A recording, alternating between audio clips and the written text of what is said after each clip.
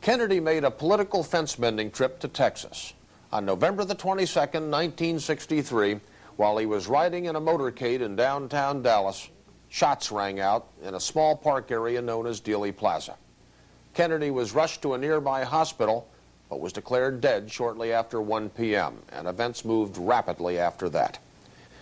In the minutes following the president's death, virtually the entire nation sat in shock by their radios and television sets to hear details of the tragedy.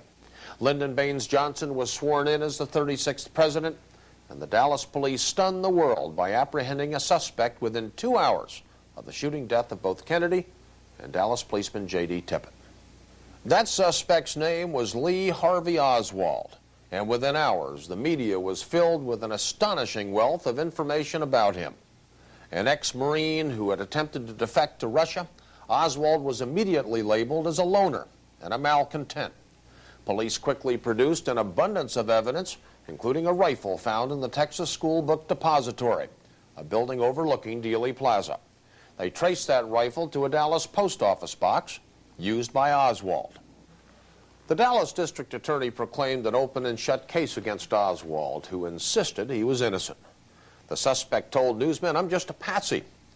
And it was 10 months later that a government commission created by President Johnson reported that Oswald was in fact Kennedy's lone assassin and that there was no conspiracy. And the American people accepted this conclusion because they had already been conditioned to accept Oswald's guilt. In February of 1964, Life magazine had published on its cover a most incriminating photograph of Oswald holding a rifle and wearing a pistol in his belt.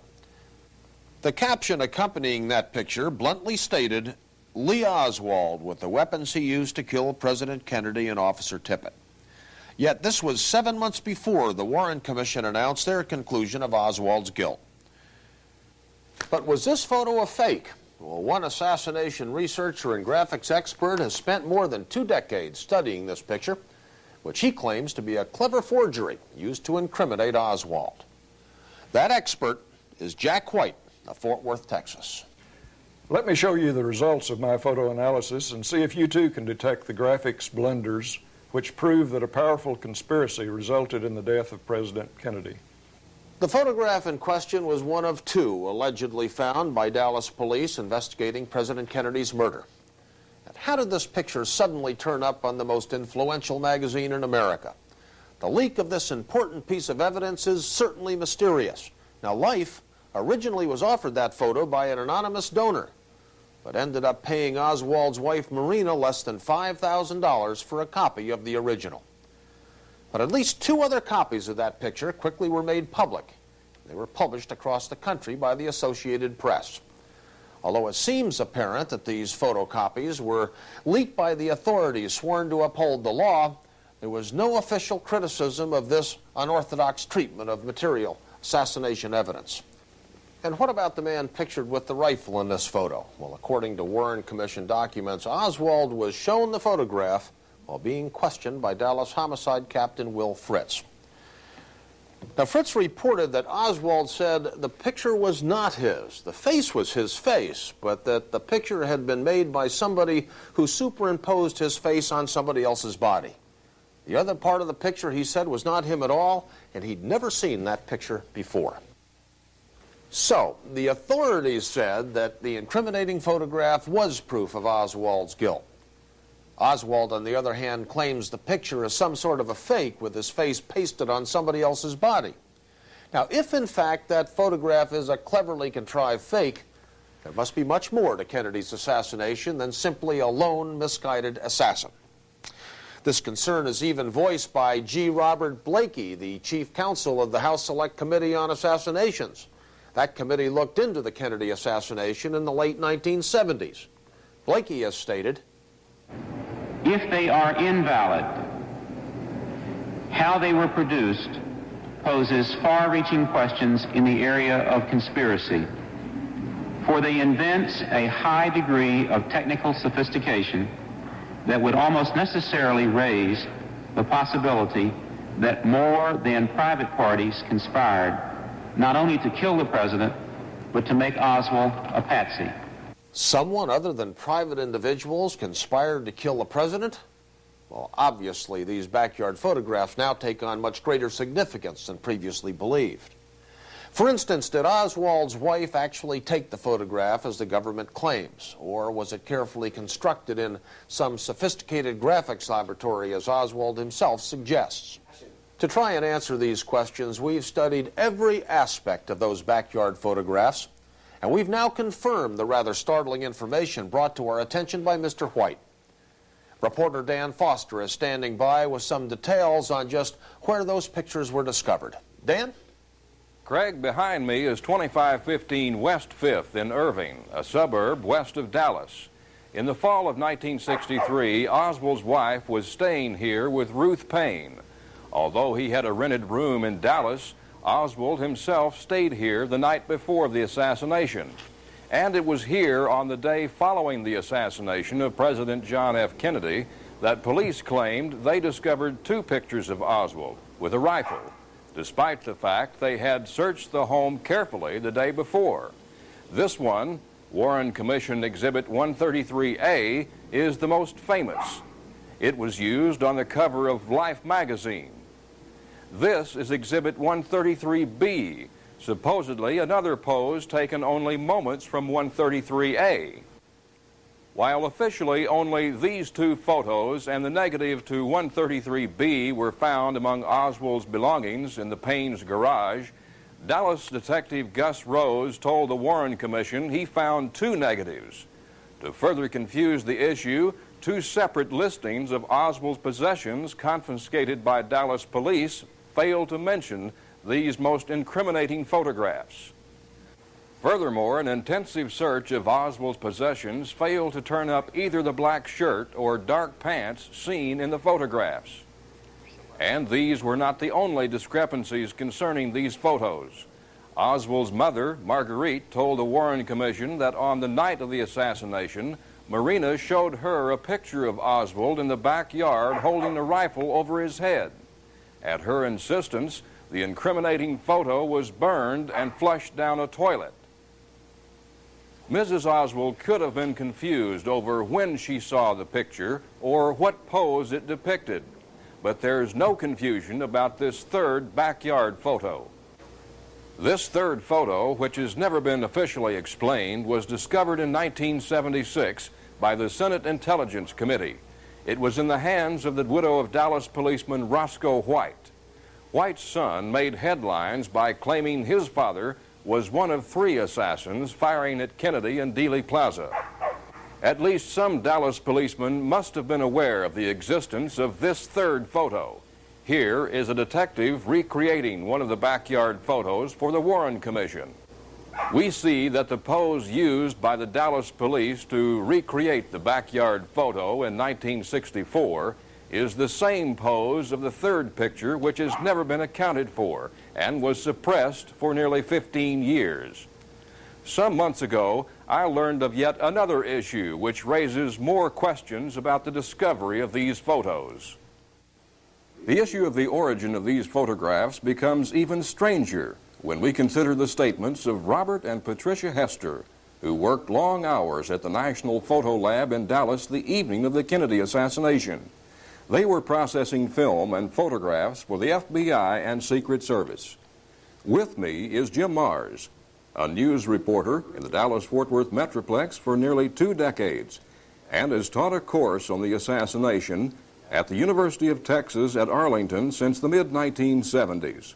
Jim, you've spoken with both the Hesters, is that right? Yes, that's correct. Unfortunately, they're both dead now. I first interviewed Robert Hester in the late 1970s. He told me he saw the backyard photos in the hands of the FBI the night of the assassination. He was quite insistent on this fact. Of course, that's the day before the photos officially were discovered. In later years, his wife Pat confirmed this story and told me and other Texas researchers that the FBI even had a color transparency of one of the photos, as well as a picture of Oswald's backyard, but with no one in the picture.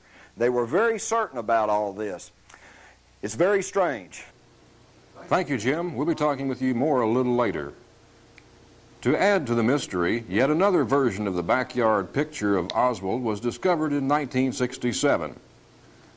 This picture, similar to the one used on Life's cover, was found by Dallas oil geologist George de Mohrenschildt, who was described by the Warren Commission as Oswald's last known close friend. De Mohrenschildt discovered the picture among his stored possessions upon his return to the U.S. from a lengthy stay in Haiti. That was long after the assassination. This photo contains more background image on the outer edges of the picture than the original print police claim to have found. It also shows finer detail, evidence that this photo was made with a high-quality camera, not at all like Oswald's cheap Imperial reflex. While there's been no official explanation for this de Mohrenschildt photo, it's been assumed it's a copy of Backyard Photo 133A.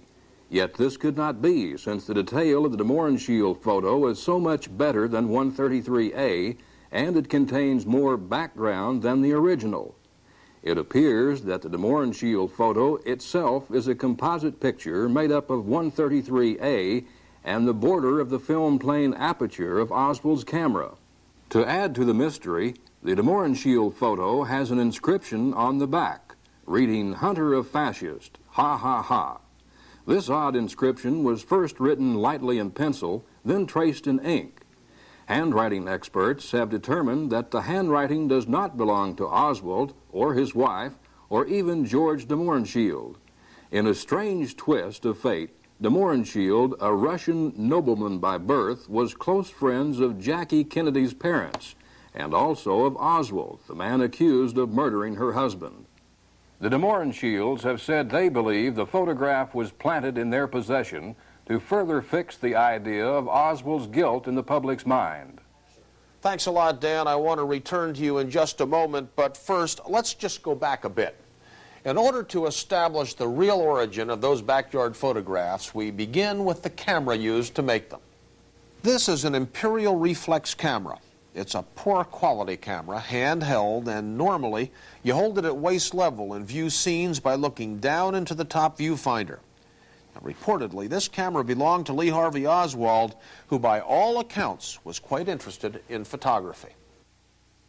Yet very few photos made with this camera were actually found after the assassination, other than those two incriminating backyard pictures. Now, this camera was allegedly discovered in the Payne home by Oswald's brother Robert on December the 8th, 1963. That was 2 weeks after the assassination and after several intensive police searches of that home. When the FBI did get the camera in February of 1964, it wasn't working, and Marina was unable to identify it as belonging to her husband. Later, however, in 1964, apparently after being coached by government lawyers, Marina changed her story. She said it was, in fact, the camera used to make Oswald's picture. Now, Dan's standing by in Dallas to tell us the official version of just how those photographs were made. Dan? Craig, it was here in the small backyard of this two-story frame house at 214 West Neely Street that the incriminating photos were supposedly made in the spring of 1963. The Warren Commission determined that the pictures were made on Sunday afternoon, March 31st of 1963. But there's a problem with that. While the photos show a bright sunny day with deep shadows, the Dallas office of the U.S. Weather Bureau reported that March 31st was cloudy with traces of rain all day. Marina's accounts of her picture-taking session here in the backyard changed several times while testifying to the Warren Commission. First, she couldn't recall taking any pictures. Then she remembered taking only one. Recalled by the commission and shown both pictures, she agreeably stated that she may have taken two, but only two. Of course, it is now known that a third such photograph exists. According to Marina's testimony, the photo session only took a few minutes. Marina said about noon on that Sunday she was hanging out clothes when she saw Lee come downstairs from their apartment dressed all in black. He carried a rifle and was wearing a revolver on his hip. Marina laughed to see her husband dressed so outrageously. Lee didn't laugh. "Take my picture," he said. Marina begged off, saying she didn't know how to take a picture. Lee said he would set it all up and all she had to do was push a button.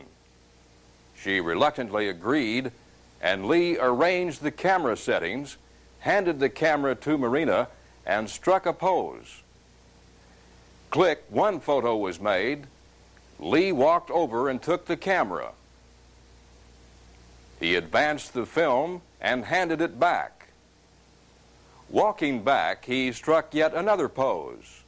Click. A second photo was made, and the session was over. Lee returned to the house, and Marina returned to her wash, puzzling over the odd incident. But did this actually happen? Oswald claimed he had never seen the pictures before. Marina has been unclear about the incident from the beginning and could not identify the camera early on, nor be certain as to how many photos were actually taken. Today, she says she did take 3 photos, but a 4th is known to have existed. It's all very strange, Craig. Strange indeed. Now remember, Oswald himself told police that the picture was a fake. And Captain Fritz reported Oswald denied ever seeing that picture. And Oswald told Fritz that he understood photography very well and that in time he would be able to show that it was not his picture, that it had been made by somebody else. Of course, Lee Harvey Oswald never had the chance to prove his claim that that incriminating picture was a composite fake. He was shot and killed by Dallas nightclub owner Jack Ruby 2 days after the assassination in the basement of the Dallas police station while being escorted to a car, handcuffed between 2 policemen. But while time ran out for Oswald, others have taken up the challenge. Over the years, Jack White and other assassination researchers have diligently studied the backyard photographs, and their findings are very shocking. We return now to Dan for a detailed account of Mr. White's research. Craig, I'm here in the office of Jack White, a graphics expert in Fort Worth, Texas. Mr. White has studied the JFK assassination case since the day it happened, and as a photographic consultant, Jack presented some of his graphic analysis to the House Select Committee on Assassinations in the late 1970s. Mr. White, what got you interested in the assassination case? Well, Dan, I've worked in graphic arts since graduating from TCU in 1949. At the time of the assassination, I was vice president and executive art director of the largest advertising agency in Fort Worth. I read Oswald's comments about the backyard photos and how they were fakes, and I decided to check it out for myself. And what have you found from your studies? Well, Dan, I obtained good quality prints of the backyard photos from the National Archives back in the early 70s. Since then, I have studied them extensively. Along with other researchers, I've found many things about these photos which make me highly suspicious of them. There are many aspects which seem to point to fabrication. You mean the pictures may have been faked somehow? Yes, exactly. I would especially point to problems with the body of the figure in the photograph, the rifle, the telescopic sight, Oswald's face, the picture's backgrounds. Let me explain. And explain he did. Here's what White and other researchers have discovered about the famous photograph. We'll start with the figure in the incriminating backyard pictures. Notice the odd leaning posture of the figure in the photograph. When this picture is printed backwards, the lean becomes even more pronounced. Mr. White's studies indicate that the figure's center of gravity lie outside its weight-bearing foot, a physical impossibility. Then there are problems with the figure's proportions. Here are the 2 photos reportedly found in the Payne garage. The most famous one, the one on the left, is known as the Warren Commission Exhibit 133A. The other is 133B. Notice that while the figures in these photos have been brought to the same size and the red lines mark the position of the knees and head, the figure in 133A appears to have a larger head, but a smaller body than 133B. 133B, on the other hand, seems to have a smaller head, yet the body appears larger, especially since the feet reach outside the picture, indicating that the figure is closer to the camera. Here we see the figure's knees and toes in the same place. Yet the figure on the right appears to be about 6 inches shorter than the one on the left. Notice, too, that the shadows of the figures in the photos fall in different directions, although reportedly the two pictures were made within seconds of each other. 133A's shadow is in a 10 o'clock position, while 133B's shadow is more in a 12 o'clock position.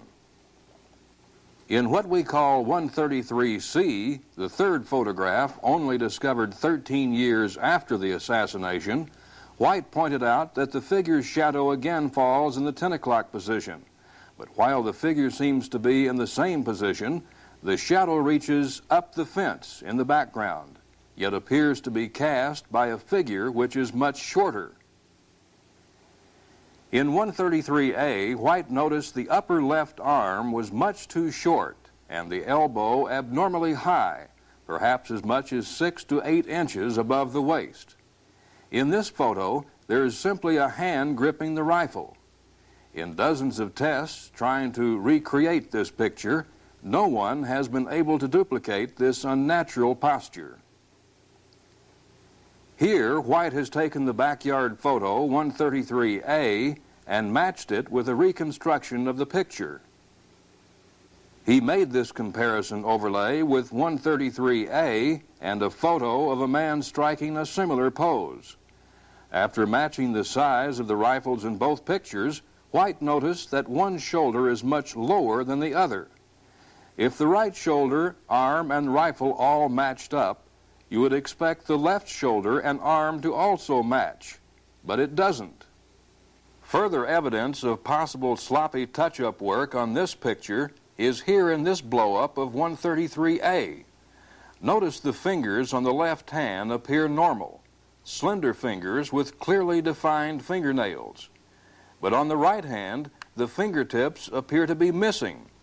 There's no sign of fingernails on these stubby fingers. Mr. White also noticed a wristwatch on the figure's left wrist.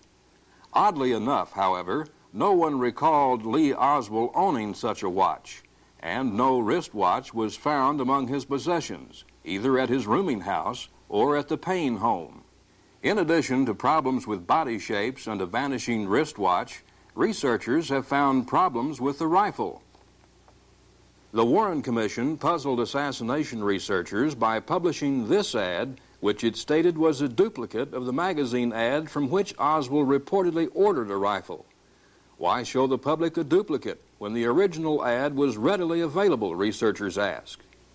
Later investigations showed that the February 1963 ad, supposedly used by Oswald, offered a 36-inch rifle. The rifle now in the National Archives, identified as the assassination weapon, is 40 inches long. To hide this discrepancy, the government panel simply published a later ad which indeed advertised a 40-inch rifle. This discrepancy in rifle length is mirrored in discrepancies discovered by White. He found that when the figure in photograph 133A was blown up to match Oswald's known height of 5 foot 9 inches, the length of the rifle was entirely too long. And when the rifles were brought to the same size, matching its official 40.2-inch length, Oswald appears 6 inches too short. But an even stranger problem exists with the rifle's telescopic scope. White discovered that in 133A, the clearest and most famous of the backyard photos, the rear end of the scope appears to be missing. He even found wrinkles in the pants where the end of the scope should be. Mr. White concluded that this was solid evidence that the photo was doctored in some way. But the evidence of shortened arms, stubby fingers, and distorted rifles pales next to what White and others discovered about Oswald's face. Remember that Oswald told Dallas police that someone had pasted his head onto the incriminating picture. Over the years, assassination researchers, beginning with Fred Newcomb of California, noticed that while Oswald's chin in the backyard photo is broad and flat, other pictures, such as this official Dallas police mugshot, show Oswald had a sharp cleft chin. Today, all researchers agree with Oswald that the backyard picture indicates some sort of photographic chin transplant. The idea that Oswald's face was grafted onto the incriminating photo is reinforced by the discovery of a line which interrupts the continuity of the photographic grain. This line stretches from one side of the neck under the lower lip to the other side of the neck. Could this indicate the point where Oswald's upper face was spliced onto another body? A panel of government photo analysts lamely tried to explain away this anomaly as water spots on the negative. One panel member even said it may have been a line of pimples. But Mr. White did not rest his conclusion solely on an odd line of pimples. Here he has made a red transparency of 133B. And here is a blue transparency of 133A, the other original backyard photo. Supposedly, these are two separate pictures taken moments apart after moving the camera around while advancing the film. If they're laid on top of each other, nothing in either photo should match identically. Yet, incredibly, we find that nothing indeed matches except for Oswald's face. His face in this overlay is purple, indicating that the red and blue transparencies match precisely at that point. This identical matching of faces is considered impossible with a handheld camera taking a series of photographs. Mr. White and others see it as further confirmation that Oswald's face was pasted over another photo. Then there is the added problem of shadows on the face and neck. We have already seen that problems exist with the direction of the body's shadows on the ground in the backyard photos. Mr. White points out that in the first picture, a V-shaped shadow falls under Oswald's nose, seeming to confirm his wife's statement that the photos were made about noon with the sun high in the sky. Yet on the next photo, the V-shaped shadow remains identical despite the fact that Oswald's head has tilted to the left. Also notice that while the shadow under the nose indicates a sun directly above, there's a heavy shadow on the right side of his neck and sunlight on the left, indicating light from yet another direction. Mr. White reported inconsistencies with shadows throughout the backyard photos.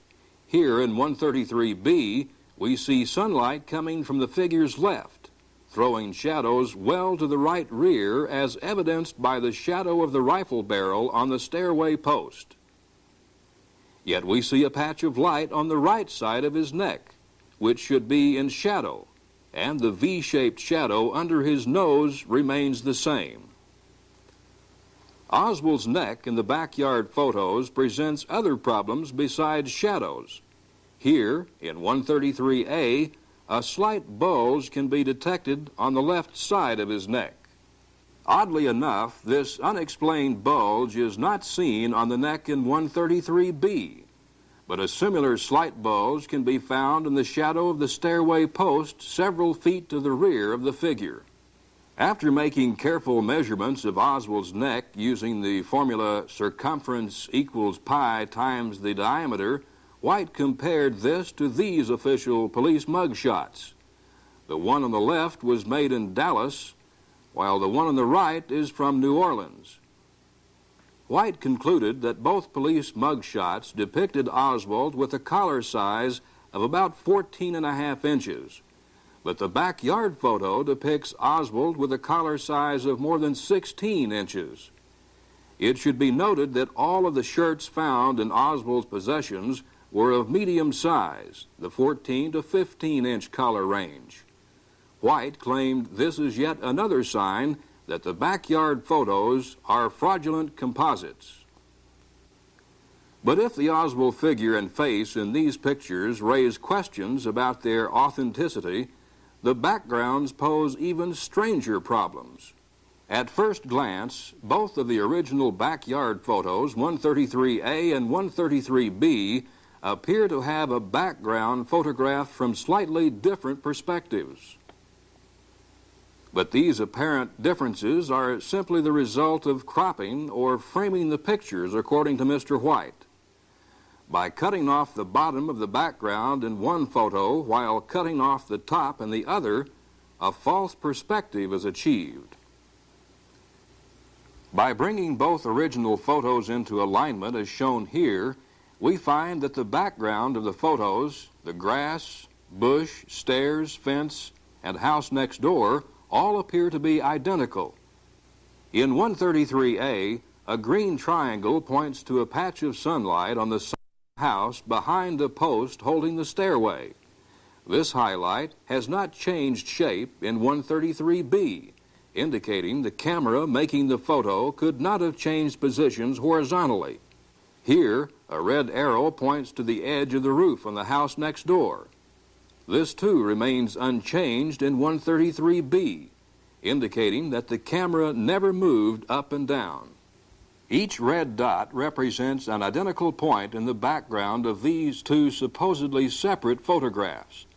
Shadows on the stairs and fence, leaves on the bush, and blades of grass all appear to match perfectly. This sameness of backgrounds in two separate photographs is possible in only two situations. One is that the camera was resting on a heavy tripod which never moved between frames, or that a single backyard scene was used as a background for two composite photographs. Of course, the official version of the taking of these two photos has it that Oswald's wife used a cheap handheld camera. She has specifically denied using a tripod. On the basis of these inconsistencies, anomalies, and the evidence of retouching, I believe that these incriminating backyard photographs, highly publicized as proof of Oswald's guilt, are nothing more than cleverly constructed composite forgeries. Fakes. And Jack White is not alone in this charge that the incriminating photos are fakes. Major John Pickard, a photographic expert with the Canadian Defense Department, has stated publicly that the backyard pictures have the earmarks of being faked. He too called attention to the conflicting shadows and the perfect match of the Oswald faces. Another expert, Detective Superintendent Malcolm Thompson, a past president of the Institute of Incorporated Photographers in England, also has branded these pictures as fakes. Thompson said he felt the incriminating photos were the result of a montage of separate pictures.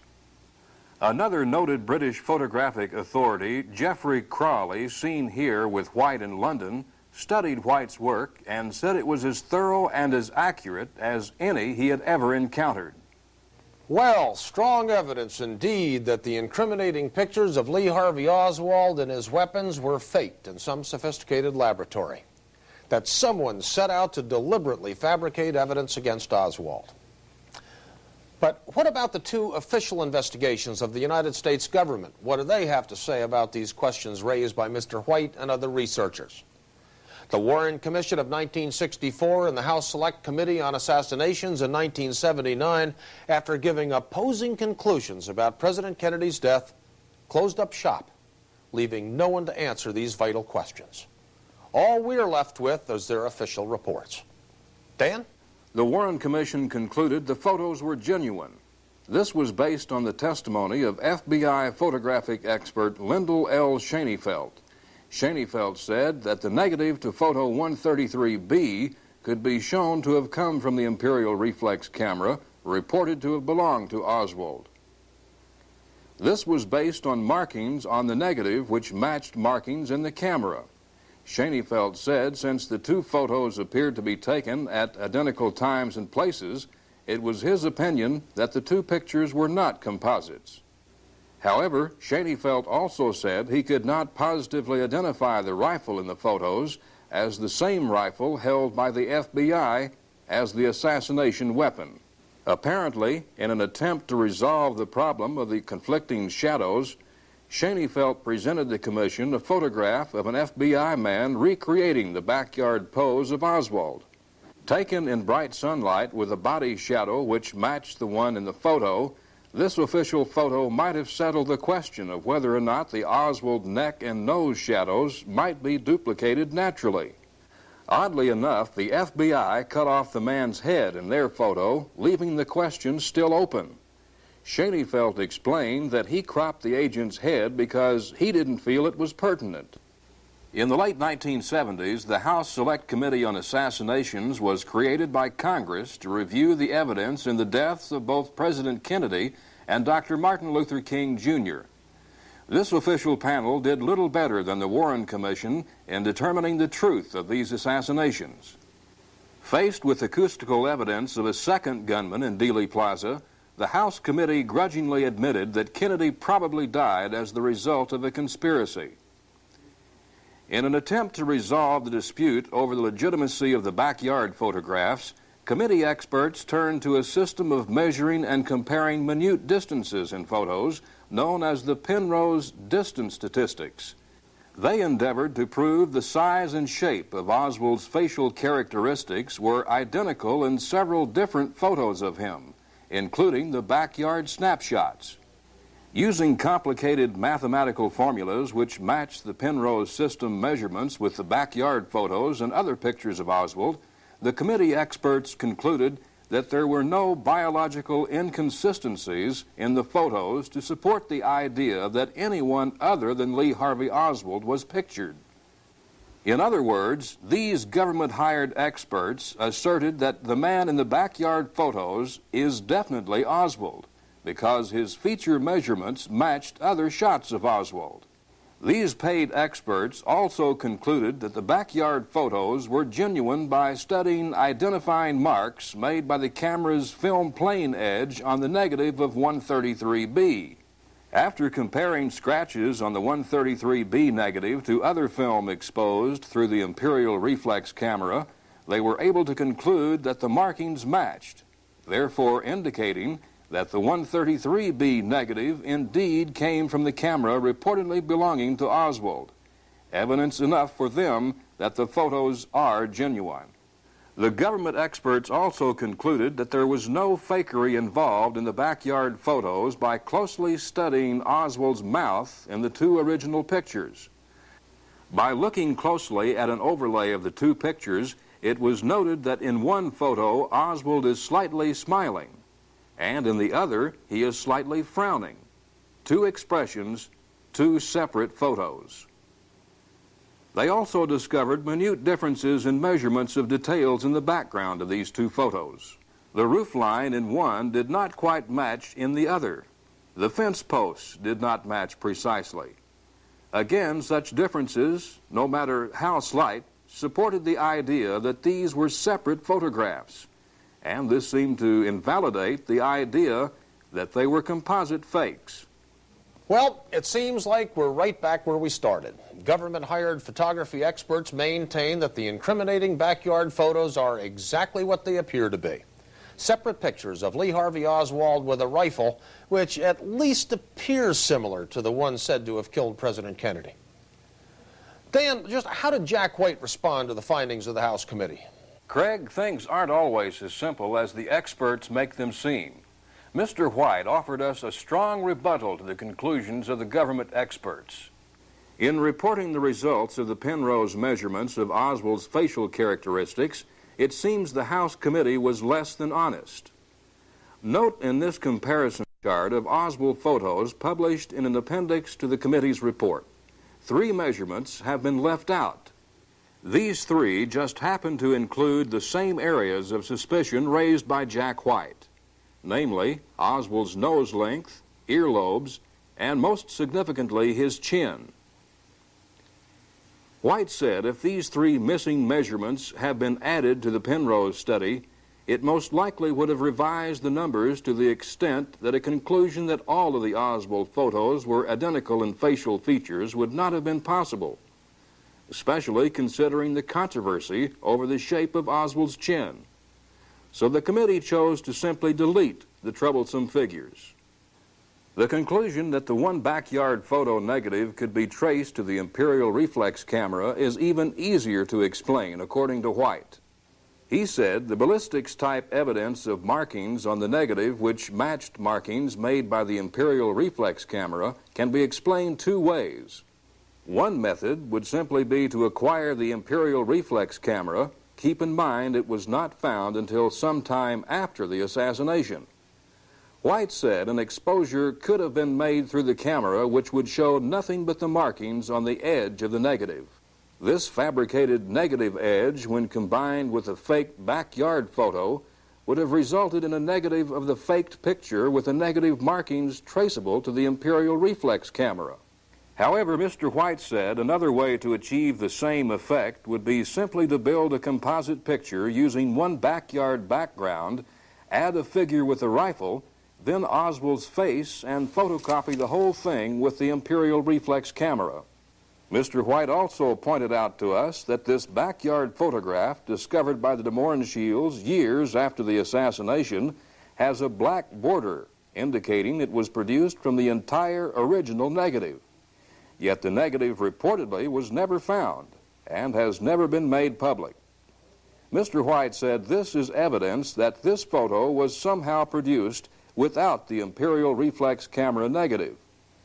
This photo was produced with a high-quality camera with high resolution power for fine detail, indicating that the backyard photos could have been made prior to being photographed by the inferior imperial reflex camera. That explanation was understandable enough. I then asked Mr. White to explain how Oswald could have two different expressions if the photos were faked, and there was actually only one face. He demonstrated that the only difference between the two original photos was in the area of Oswald's mouth. He explained that a clever retouch artist could have turned Oswald's mouth down with the stroke of a brush. Jack, what makes you think this was done? Well, I've done similar things with retouching over the years. I've worked in advertising, so I know how simple it is to accomplish this. Also, after studying this matter for some time, I realized that it's physically impossible to change one's expression from a smile to a frown without moving the muscles throughout the entire face. Try it yourself sometime in the bathroom mirror. Just see if you can change from a smile to a frown without moving any part of your face but your mouth. It's impossible. But even Mr. White was puzzled for a time by some of the apparent differences in the background of the photos. Frankly, I was confounded at these small differences. I had long ago come to the conclusion, based on years of study, that the backyard photographs were composites and that only one true picture of the Neely Street backyard had been used. But I could not explain what seemed to be slight differences in measurements and perspective between the two photos. Then I discovered that photograph 133A seemed to have a slight downward perspective, as if the camera had been pointing down, while 133B seems to have an upward perspective, although the parallel lines of the stairway posts and the garage indicate no vertical perspective. You have to understand perspective. Artists and photographers are familiar with terms such as horizon lines and vanishing points. Notice how, from this perspective, my thumb covers a photo on the wall behind me. Notice what happens when the camera moves just slightly. You get a totally different perspective. You can demonstrate this for yourself by holding out one thumb and closing one eye. When you open the closed eye, you get a different perspective. It all has to do with the perspective of the viewer, in this case, the camera. I found that 133B did seem to have a stretch in perspective, but only in one direction. So I began to experiment in the darkroom with the 133A print in the easel stand and the 133 negative in my enlarger. I was familiar with the process known as keystoning, which is a darkroom technique to introduce a false perspective to a one-dimensional photograph. By simply tilting the easel under the enlarger, it makes the resulting photograph appear to have a slightly different perspective. This was the single most thrilling moment of my investigation, because when I tilted the easel, the backgrounds came into perfect alignment, proving that the two backgrounds of the backyard photographs were identical. I had reversed the process of whoever made the composite photographs.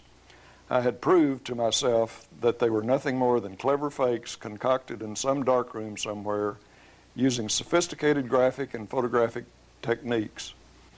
In my investigation of the backyard photographs, I had hoped to answer some questions about their origin and authenticity. Now there are more questions than ever. If they are fakes, as I feel I have demonstrated, then who produced them? Why they were produced is obvious enough: to incriminate Oswald as a presidential assassin. But who had the ability to produce such forgeries? It seems to me they must have been made prior to the assassination, and this means someone other than Oswald had prior knowledge of what was about to happen. It also seems reasonable to conclude that these fakes were produced in a sophisticated facility with all of the equipment necessary for the techniques used. Therefore, I conclude that these backyard photographs, important evidence, are fakes. We must remember that Mr. White's conclusions of fakery have been echoed by foreign photographic experts in Canada and England. Now let's return to Jim Marrs and hear his thoughts on this issue. I think I speak for many people who have studied the assassination when I thank Jack White and the many others who have made such a painstaking study of the backyard photographs. It appears obvious to most researchers that serious questions remain regarding the authenticity of these photographs, despite the pronouncements of government experts. I need not remind the audience of the many instances that the government pronouncements have proven false. And in this case, I'm afraid that in recent years, certain people within the federal government have become suspect in Kennedy's unsolved murder. In the coming years, it'll be up to the citizens of the United States to look beyond the official pronouncements regarding Kennedy's assassination and view the available evidence for themselves. So, there you have it. Do you believe the conclusions of government experts that the backyard photos are genuine and evidence of the guilt of Lee Harvey Oswald? Or do you believe the research by Jack White and others, which throws grave doubt on the legitimacy of this evidence? Was this photograph used to incriminate Lee Harvey Oswald a fake?